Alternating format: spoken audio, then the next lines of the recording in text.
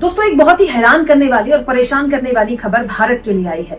एक ऐसी खबर जो हमें डोमेस्टिक पॉलिटिक्स से कहीं आगे हमारी विदेश नीति पर एक बार फिर मंथन करने का मौका देती है।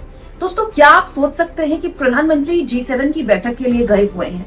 वो अपने सोशल मीडिया एक्स पे लगातार दुनिया भर के राष्ट्राध्यक्षों के साथ फोटोज शेयर कर रहे हैं। वहीं इस बीच पाकिस्तान के आर्मी चीफ आसिम मुनीर क्या कर रहे हैं? मुनीर अमेरिका के राष्ट्रपति ट्रंप के साथ लंच कर रहे हैं। जी हाँ दोस्तों, ये बहुत ही परेशान करने वाली खबर भारत के लिए आई है, एक ऐसे दौर में जब पूरी दुनिया ऑलरेडी ईरान और इजराइल की सैन्य संघर्ष से परेशान है, इसको लेकर चिंता में है। वहीं इस बीच दोस्तों एक फोटो को लेकर भी बहुत चर्चा है। एक ऐसी फोटो जिसमें G7 की एक फोटो है जिसको खुद पीएम ने शेयर किया है और इस फोटो में पीएम को काफी पीछे खड़ा किया गया है। इसको लेकर भी उनकी आलोचना हो रही है। सब कुछ मैं आपको बताऊंगी दोस्तों, लेकिन सबसे पहले सबसे बड़ी खबर आपको बता देती हूँ। व्हाइट हाउस की तरफ से ये औपचारिक जानकारी देश को दी गई है। जी हाँ, व्हाइट हाउस क्या करता है, डेली एक जानकारी देता है जिसके जरिए बताया जाता है कि वहां के जो प्रेसिडेंट है उनका क्या क्या कार्यक्रम है, कितने बजे प्रेसिडेंट क्या करेंगे, कितने बजे प्रेसिडेंट क्या करेंगे। वो डेली का रूटीन कार्यक्रम है। उसके जरिए व्हाइट हाउस ने ये जानकारी दी है कि बुधवार को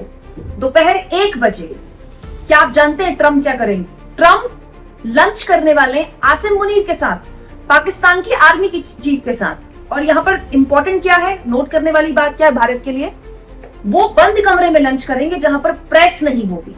दोस्तों, ये खबर उस वक्त आई है, उस मौके पर आई है जब अभी कुछ दिन पहले खबर आई थी कि जो अमेरिका के आर्मी की वर्षगांठ है उसको सेलिब्रेट करने के लिए, 250वीं वर्षगांठ है, उसको सेलिब्रेट करने के लिए आसिम मुनीर को न्योता दिया गया है। उस वक्त वॉशिंगटन की तरफ से, अमेरिका की तरफ से इस खबर का खंडन कर दिया गया। तो बीजेपी वाले कांग्रेस पार्टी और दूसरे लोगों पर टूट पड़े कि देखो ये फेक न्यूज फैला रहा है भारत के खिलाफ। लेकिन ये तो मतलब और उल्टी बात हो गई। अगर किसी इवेंट में बुलाते तो आसिम मुनीर दूर खड़े होते। यहाँ तो ट्रंप ने उनको अमेरिका में बकायदा लंच के लिए बुला लिया और लंच भी बंद कमरे में कर रहे हैं बिना प्रेस के। ये कैसे मौके में हो रहा है दोस्तों, जब प्रधानमंत्री नरेंद्र मोदी G7 की बैठक में मौजूद हैं और G7 की बैठक में उनको कुछ इस तरह से यहाँ खड़ा किया गया है। दोस्तों, इस तस्वीर को देखिए, ये तस्वीर स्वयं मोदी जी ने शेयर की है। दोस्तों, हुआ क्या कि G7 की बैठक जब शुरू हुई तो वहां के जितने भी लीडर्स थे उनके उस फोटो में मोदी की गैर मौजूदगी थी, जिसको लेकर काफी मजाक मोदी का यहाँ बना। लेकिन सच्चाई है कि उस वक्त मोदी कनाडा पहुंचे ही नहीं थे। उसके बाद ट्रंप निकल गए वहां से जल्दी, और अब G7 की जो बैठक होती है जिसमें सारे G7 के मेंबर्स होते हैं और इनवाइटीज होते हैं, वो फोटो जब खिंचाई गई, उस फोटो में प्रधानमंत्री को पीछे खड़ा किया गया। अब बीजेपी वाले जो 2024 की फोटोज में या बाकी फोटोज में इस बात को लेकर जश्न मनाते थे कि देखिए मोदी को बिल्कुल सेंटर में खड़ा किया गया है। अब इस तरह की फोटोज के लिए क्या बोलेंगे, ये फोटो तो स्वयं मोदी ने शेयर की है। मोदी को सेंटर छोड़िए, इतना पीछे खड़ा किया गया है। कहने वाले ये कह सकते हैं, कुमकुम इन मुद्दों पर बात भी क्यों कर रही हो आप, क्योंकि किसको कहाँ खड़ा किया गया है ये इंपॉर्टेंट थोड़ी है। इंपॉर्टेंट है दोस्तों, इस तरह के मंचों में ये सब बहुत बहुत सोच समझ कर किया जाता है। और ये भी हमें गौर फरमाना चाहिए कि कनाडा और भारत के रिश्ते अब सुधरने शुरू हुए हैं। हाल के सालों में इनमें काफी बर्फ जमी थी। तो मोदी को यहाँ खड़ा करना ये अपने आप में उनके लिए, उनकी विदेश नीति को लेकर उनका मजाक बनता। लेकिन उससे बड़ा मजाक भारत की विदेश नीति को लेकर अब इस बात पर बन रहा है कि हम कहाँ गलती कर रहे हैं। तो बहुत भीषण गलती है हमारी डिप्लोमेसी की कि हम अमेरिका को क्या इतना इन्फ्लुएंस नहीं कर पा रहे हैं कि आप एक ऐसे आर्मी चीफ, पाकिस्तान के एक आर्मी चीफ के साथ बंद कमरे में लंच कर रहे हैं जिन्होंने पहलगाम आतंकी हमले से पहले इतना जहरीला भाषण दिया था और साफ बोला था कि हिंदू और मुसलमान दो अलग अलग लोग हैं, वो साथ नहीं रह सकते। याद कीजिए कितना जहरीला भाषण था। उसके बाद पहलगाम आतंकी हमला हम पर थोपा गया, एक ऐसा आतंकी हमला जिसमें धर्म पूछकर लोगों को गोलियां मारी गई। तो उसके बाद 4 दिन तक भारत और पाकिस्तान का सैन्य संघर्ष चला। उसमें भी अमेरिका ने एक बार भी भारत का खुले तौर पर समर्थन नहीं किया। बाद में सीज फायर हुई, सीज फायर का क्रेडिट भी ट्रंप ले गए। और अब ट्रंप क्या कर रहे हैं दोस्तों, जिस वक्त हमारे प्रधानमंत्री G7 की बैठक में है, पहले तो मोदी के आने से पहले निकल जाते हैं और निकलने के बाद क्या करते हैं, निकलने के बाद अमेरिका जाकर पाकिस्तान के आर्मी चीफ के साथ बंद कमरे में, जी हाँ बंद कमरे में लंच करते हैं। अजीब बात यह है दोस्तों कि ये सब कुछ वो देश कर रहा है जो ईरान के खिलाफ लगातार बयानबाजी दे रहा है। ईरान और इजराइल का इस वक्त जो सैन्य संघर्ष चल रहा है उसमें पाकिस्तान ईरान के साथ खड़ा है, पहले दिन से साथ खड़ा है, और इजराइल के साथ खड़ा है अमेरिका। पाकिस्तान के घनिष्ठ संबंध है ईरान के साथ और वो लगातार इसराइल को लेकर आक्रामक बयानबाजी दे रहा है पाकिस्तान। देखिए अमेरिका का दोगलापन कि अमेरिका के राष्ट्रपति एक ऐसे देश के सेना प्रमुख के साथ लंच कर रहे हैं बंद कमरे में, जो देश खुलेआम इसराइल का विरोध कर रहा है, इसराइल को लेकर लगातार आक्रामक बयानबाजी दे रहा है और ईरान का समर्थन कर रहा है। तो आखिर अमेरिका ऐसा क्यों कर रहा है और भारत के लिए कैसे चिंता की बात है, मैं आगे आपको बताऊंगी। लेकिन पहले मैं चाहती हूँ कि आप इन फोटोज को देखिए। प्रधानमंत्री इस वक्त G7 की बैठक में है। ये फोटो तो खैर मैंने आपको दिखा दी जहां पर पीछे खड़ा किया है मोदी को, लेकिन उसके अलावा भी बहुत सी फोटोज है दोस्तों जिसको लेकर मोदी ने खुद सोशल मीडिया में फोटोज शेयर की है। जैसे ये फोटो आप देखिए, यहाँ जो साउथ कोरिया है उनके प्रेसिडेंट के साथ मोदी की फोटो है। इसके अलावा ब्रिटेन के पीएम के साथ मोदी ने फोटो शेयर की है उनसे बातचीत करते हुए। फ्रांस के प्रेसिडेंट के साथ मोदी ने फोटो शेयर की है। कनाडा के प्राइम मिनिस्टर के साथ मोदी ने फोटो शेयर की है। बहुत इंपॉर्टेंट फोटो है क्योंकि कनाडा और भारत के संबंध हाल के सालों में बहुत खटाई में पड़े। इसके अलावा इटली की प्रेसिडेंट जॉर्जिया मेलोनी के साथ मोदी ने फोटो शेयर की। इसके साथ साथ दोस्तों यहाँ प्रधानमंत्री G7 की बैठक में जापान के साथ भी, जापान के पीएम के साथ फोटो शेयर करते हुए दिखाई दिए। यूरोपियन काउंसिल के प्रेसिडेंट के साथ उन्होंने फोटो शेयर की।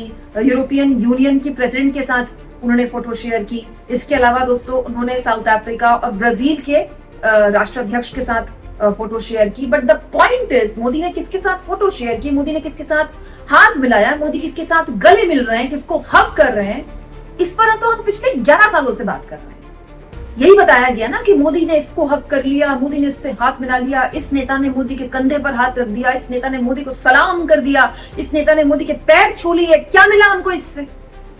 हमारे इस 4 दिन चले भारत पाकिस्तान वाले सैन्य संघर्ष में ये जितने भी नेता जिनके साथ मोदी फोटो खिंचा रहे हैं, जिनके साथ मोदी फोटो शेयर कर रहे हैं, इनमें से एक भी नेता ने खुलकर भारत का समर्थन नहीं किया, खुलकर पाकिस्तान का विरोध नहीं किया। वैसा समर्थन जैसा चीन ने पाकिस्तान का किया, जैसा तुर्की ने पाकिस्तान का किया, जैसा अजरबैजान ने पाकिस्तान का किया, क्या वैसा समर्थन हमें मिला? ये बात अलग है कि हमको गुप्त समर्थन मिला, मतलब शांत रहकर तमाम जो दुनिया भर के नेता थे वो चुप रहकर बात कर रहे थे, लेकिन ओपनली नहीं बात कर पाए ना। तो फिर इन फोटोज का मायने क्या है, इन फोटोज का क्या मतलब निकाला जाए? अब इसी को लेकर अब बीजेपी और नरेंद्र मोदी की आलोचना शुरू हो गई दोस्तों।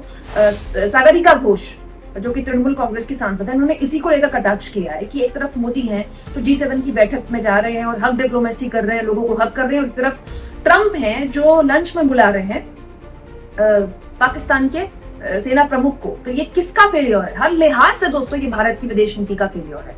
इसके अलावा इसी को लेकर कांग्रेस पार्टी के नेता पवन खेड़ा ने भी बयान जारी किया। पवन खेड़ा ने भी ये कहा कि अब मीडिया और बीजेपी के ट्रोल्स को भी सोचने की जरूरत है कि वो इस सरकार से ज्यादा प्यार करते हैं कि देश से ज्यादा प्यार करते हैं। और ये जो बात है दोस्तों, ये जो चिंता है, ये बीजेपी कांग्रेस से कहीं ऊपर है। ये एक राष्ट्र की साझा चिंता है। पाकिस्तान हमारा एक ऐसा दुश्मन है जिसने हम पर 4 दिन का बेमतलब का युद्ध थोपा। हम कभी ये नहीं चाहते थे, लेकिन पाकिस्तान ने ये किया। और ऐसे दौर में अमेरिका हमारे साथ नहीं खड़ा था। इनफैक्ट अमेरिका ने तो हमें और पाकिस्तान को दोनों को साथ में खड़ा कर दिया। दोनों को एक ही कंट्री की तरह, दोनों के पीएम को ग्रेट बोलने लगे ट्रम्प, दोनों से बीच तीसरी जगह बातचीत कराने को तैयार हो गए। ये गलत था। अमेरिका को कोई अधिकार नहीं था हमारे साथ ऐसा करने का। और उसके बाद अमेरिका क्या कर रहा है? G7 की बैठक से ट्रम्प जल्दी निकलते हैं, मोदी के पहुंचने से पहले ही निकल जाते हैं, और उसके बाद जाकर क्या करते हैं अमेरिका? वो पाकिस्तान के आर्मी चीफ के साथ बैठक कर रहे हैं। ये किस लेवल की डिप्लोमेसी है दोस्तों जो 11 सालों में हमारे देश में हुई? अब अमेरिका पाकिस्तान को क्यों भाव दे रहा है, इसको लेकर हम विश्लेषण कर सकते हैं। वो अमेरिका के हित हैं, लेकिन सच्चाई ये है दोस्तों कि पिछले 11 सालों में जो हमारी पूरी विदेश नीति थी ना, वो मोदी के इर्द गिर्द रची गई। मोदी जिस विदेश यात्रा में जा रहे हैं वहां उनकी कैसी फोटोज खिंचाई जा रही है। मोदी जिस विदेश यात्रा में जा रहे हैं वहां क्या भारतीयों को संबोधित कर रहे हैं, वो एनआरआईज को संबोधित कर रहे हैं, तो वो क्या मोदी मोदी के नारे लगा रहे हैं? कितनी भीड़ स्टेडियम में इकट्ठा की जा रही है। पूरी विदेश नीति एक इंसान के इर्द गिर्द जब समेटी जाती है ना, तो फिर यही हश्र होता है। अब क्योंकि पूरी विदेश नीति मोदी के इर्द गिर्द रची गई, अब सवाल किससे पूछे जाएं? तो सब सवाल आप एस जयशंकर से थोड़ी पूछेंगे, क्योंकि एस जयशंकर एक विदेश मंत्री हैं जो कि एक अधिकारी रहे। उनको तो विदेश मंत्री मोदी ने बनाया, वो कोई नेता थोड़ी है। एस जयशंकर तो वही करते हैं ना जो मोदी उनसे कहते हैं। तो बड़ा सवाल ये है कि इतना बड़ा डिप्लोमेसी फेलियर एक ऐसे वक्त में जब भारत पूरी दुनिया को आतंकवाद के खिलाफ एकजुट करने की बात कर रहा है, पूरी दुनिया में हमने डेलीगेशन भेजे, क्या हासिल निकला उसका? अमेरिका में हमारा डेलीगेशन गया, शशि थरूर उसमें थे, बड़ी फोटो वोटो खिंचाई गई, अमेरिका के वाइस प्रेसिडेंट जेडी वांस के साथ फोटोज खिंचाई गई। पॉइंट क्या था उसका? मतलब क्या था उसका? जब ट्रंप ने मुनीर के साथ बंद कमरे में लंच ही करना था और प्रधानमंत्री मोदी G7 की बैठकों में जिन राष्ट्राध्यक्षों के साथ फोटोज खिंचा रहे हैं, क्या वो उन राष्ट्राध्यक्षों को ओपनली कन्विंस कर पाए कि आप पाकिस्तान का और आतंकवाद का खुले तौर पर विरोध कीजिए? आप इस मुद्दे पर क्या सोचते हैं दोस्तों? कमेंट बॉक्स में जरूर लिखें और जितना हो सके चैनल को शेयर करें, सब्सक्राइब करें और थैंक्स और ज्वाइन, ये 2 ऑप्शन है जिसके जरिए आर्थिक तौर पर भी अगर आप चाहें तो चैनल की हाथ मजबूत कर सकते हैं।